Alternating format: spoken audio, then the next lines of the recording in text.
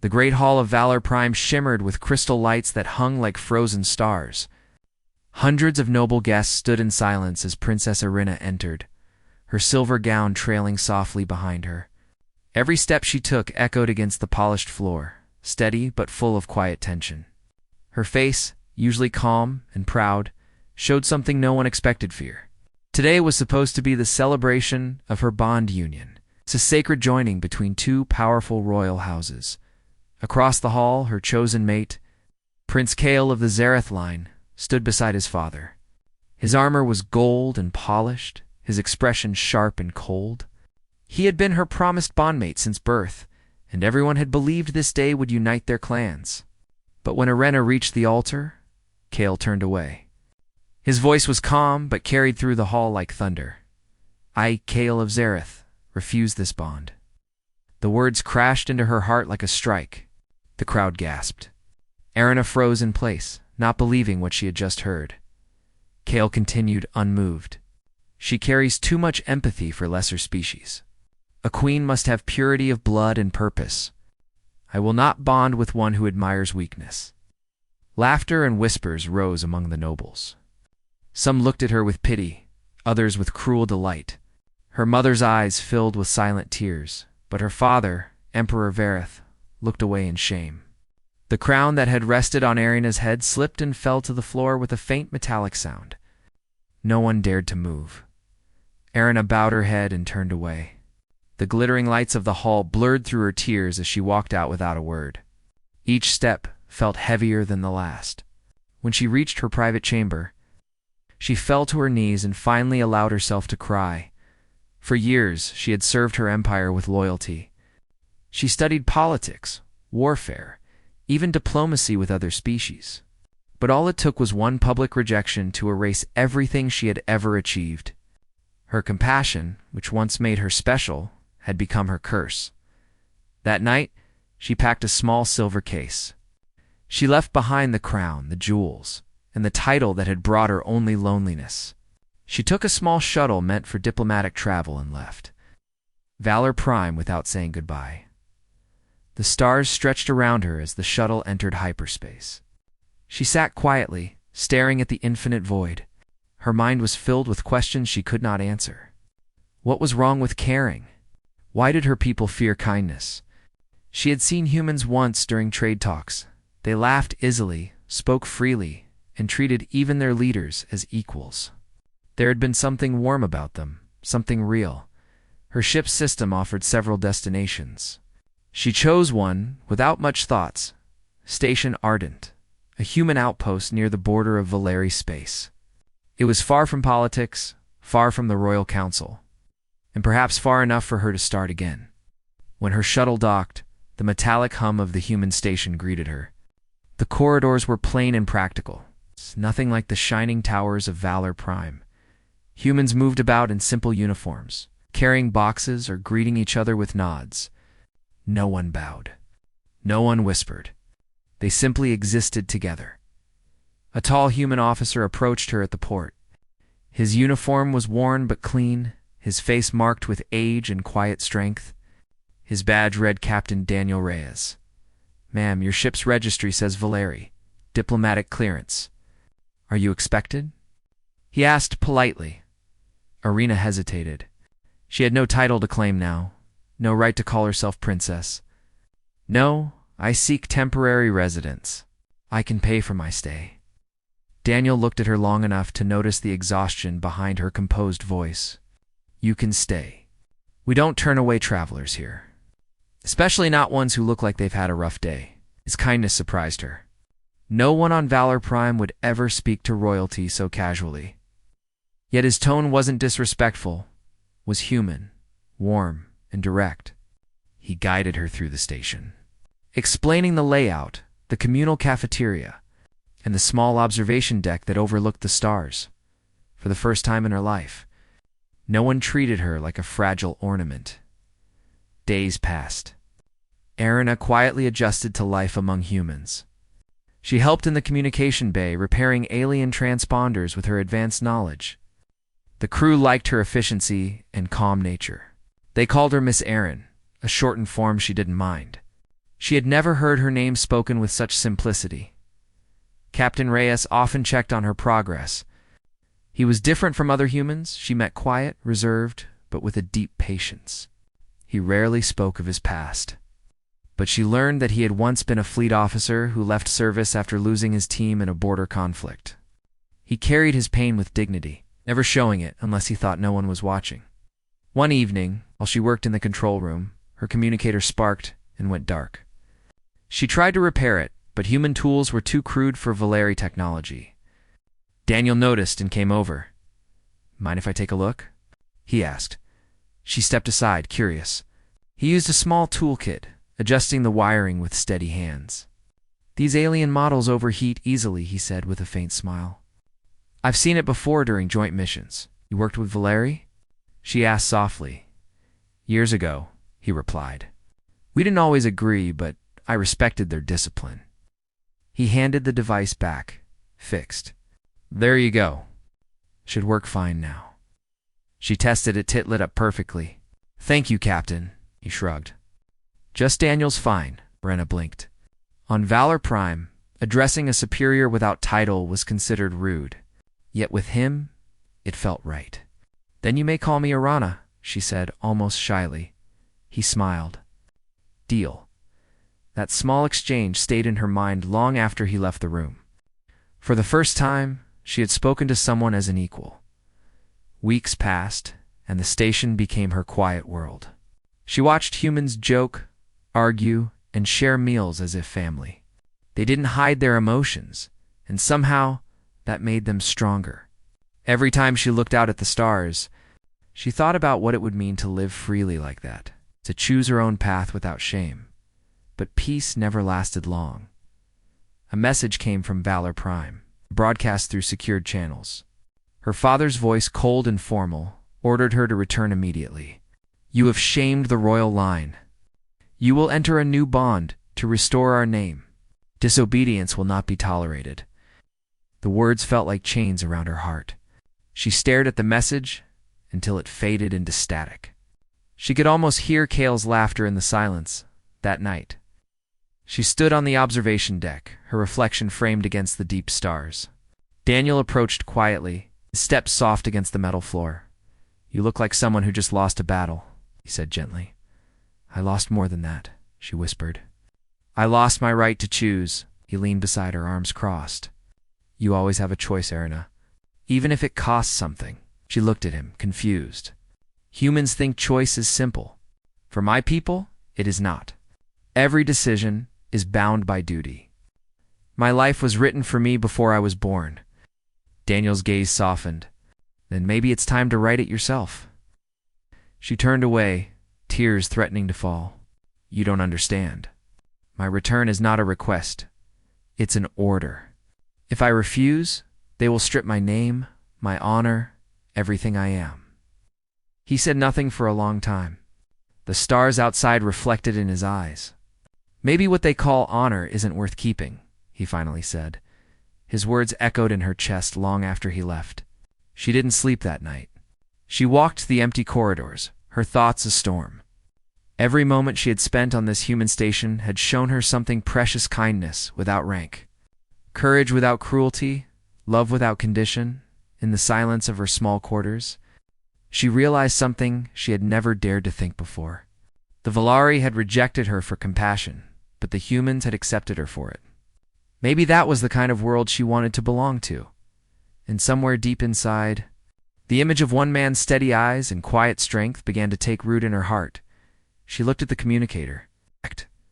Daniel had repaired. Her father's message still waited for a reply. She closed her eyes, took a deep breath, and pressed delete. The stars outside shimmered like witnesses.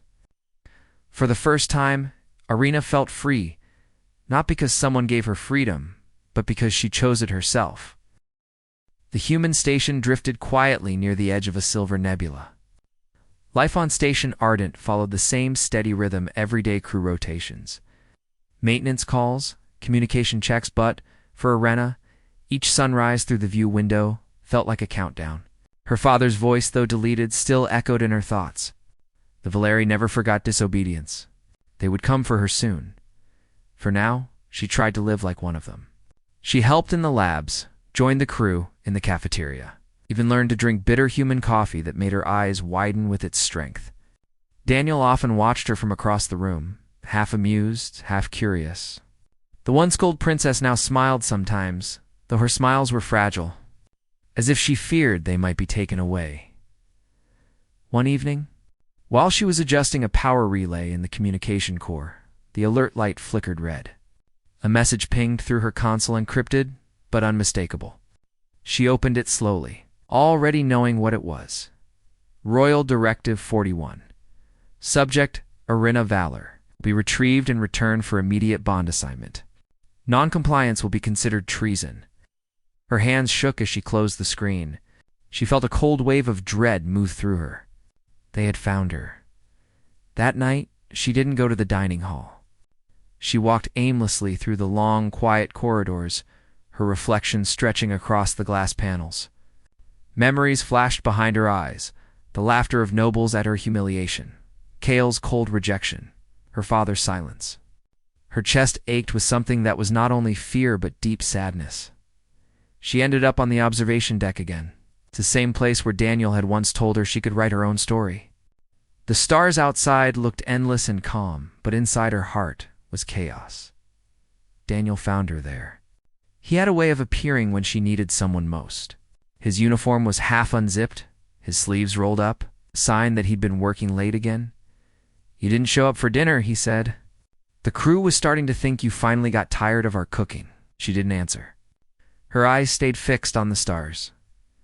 He stepped closer, reading the tension in her face. "You got another message, didn't you?" Her silence was answer enough. "They're coming," she whispered. "The Valeri will take me back soon. I have nowhere left to hide." Daniel leaned against the railing beside her. "You could ask for asylum. The Earth Federation doesn't send people back if they'll be punished." She shook her head. "It won't matter. My father will call it an act of war. I can't risk your people for me." Daniel studied her profile in the dim light. "So you'll just give up?" Her voice cracked. "What choice do I have? Every path ends in the same cage." He turned to face her fully. "Then make a new path. You've already done it once. You left your world." She turned to him finally, eyes bright with unshed tears. "Leaving was easy. Belonging is harder." Daniel had no answer for that.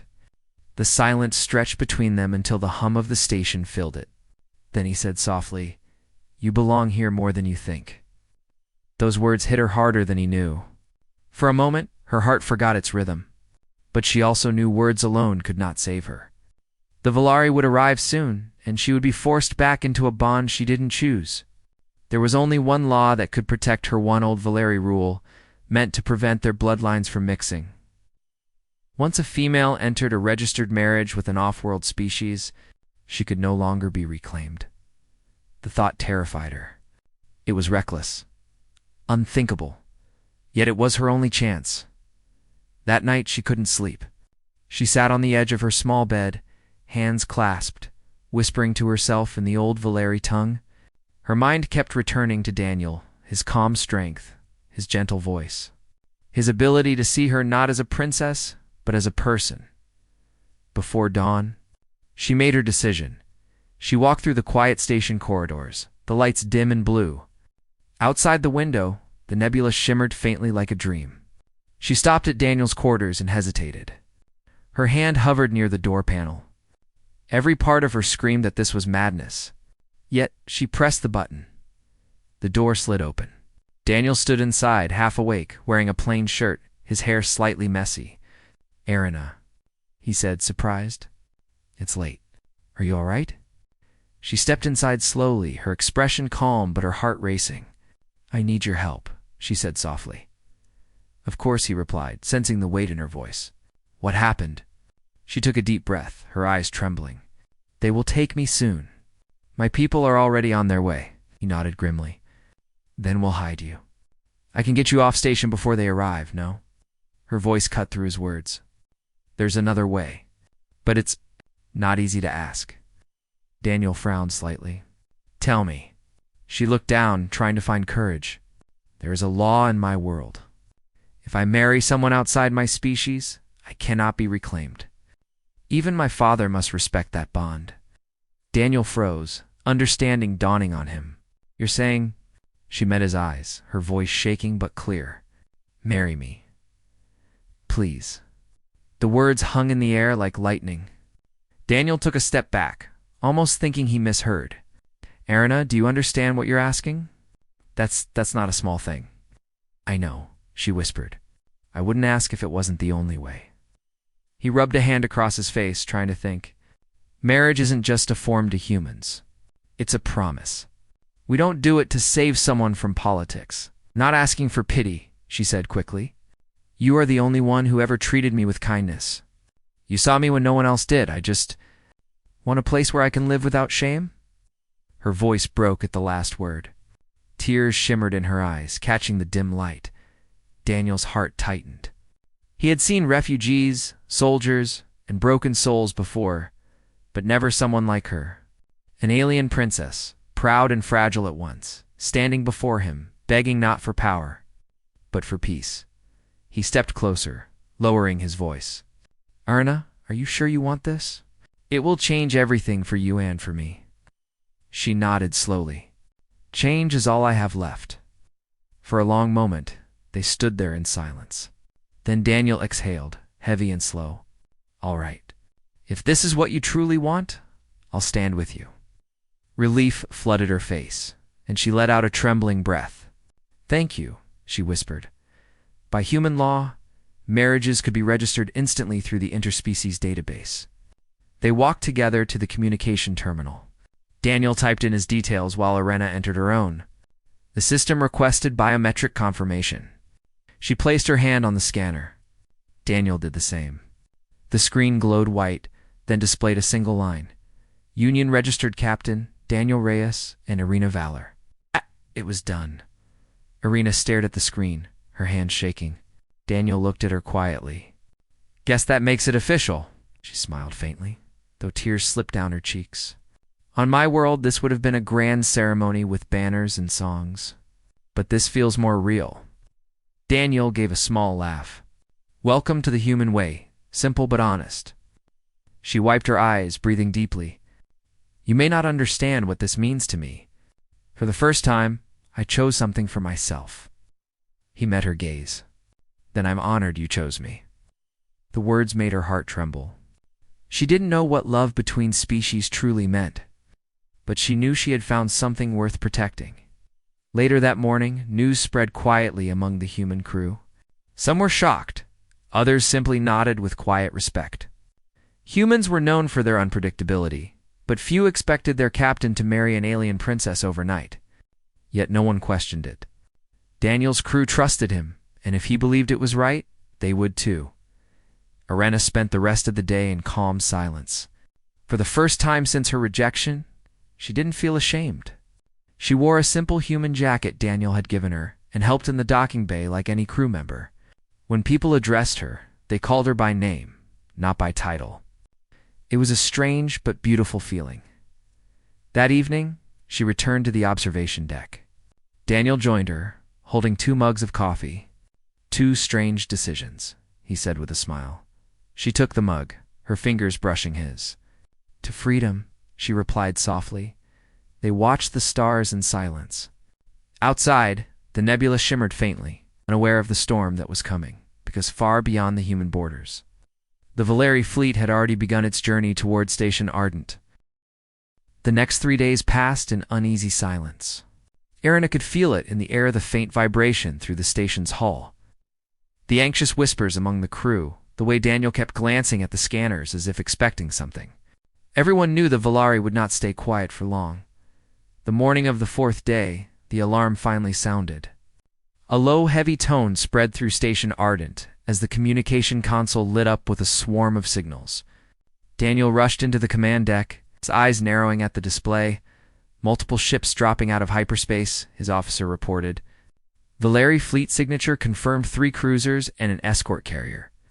The stars outside the viewing window rippled as the massive alien vessels appeared, sleek silver forms glowing with blue energy. They moved like predators circling their prey. The crew grew tense, but Daniel's voice stayed calm. Hold positions. Open hailing channel. Static filled the air, then a cold, familiar voice broke through.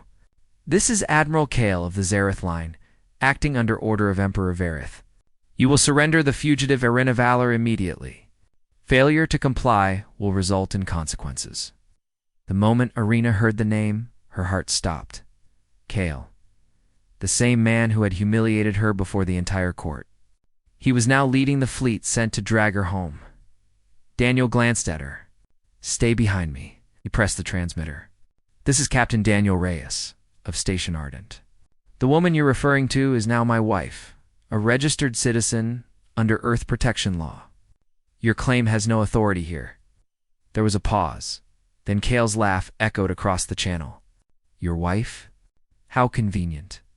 You think a human registry changes what she is? She belongs to Valor Blood. You will hand her over, or I will take her myself. The bridge fell silent. Daniel's jaw tightened. You'll have to get through all of us first, he ended the transmission. The crew exchanged quick, nervous looks. They knew they were outnumbered and outgunned. The Valeri fleet carried weapons powerful enough to melt the station's shields in minutes. But Daniel's voice never wavered. Power the shields, he ordered, and get the communication beacon online. I want every Earth fleet within range to hear what happens here today. Irina stepped forward. Daniel, please. They'll destroy everything for me. He turned to her, steady and calm. I told you before, you always have a choice. So do I, and I choose not to let them take you. Something in his tone silenced her protest. She could see it in his eyes, the quiet strength that had drawn her to him from the beginning. It wasn't anger or pride. It was pure conviction. Moments later, the first warning shots hit the station's shields, shaking the deck. Alarms blared, lights flickered, but the shields held. Irina gripped the console to stay steady. The Valeri were testing them to frighten them into surrender. Daniel opened another channel, broadcasting openly to both fleets. This is Station Ardent. The Valeri demand the return of Princess Irina Valor. We stand by her decision to remain free. Humanity does not surrender those who seek peace. His words traveled through open space, reaching not only Valeri ears but human ones too. Across several nearby colonies, captains began rerouting ships toward Ardent. In the Valeri command ship, Kale sneered, "So the human dares to challenge an empire." He motioned to his officers. Prepare full assault. Target their power core. No survivors. But before the command could be executed, another voice spoke through the comms clear, sharp and full of authority. This is Irina Valor. Ouch, she said.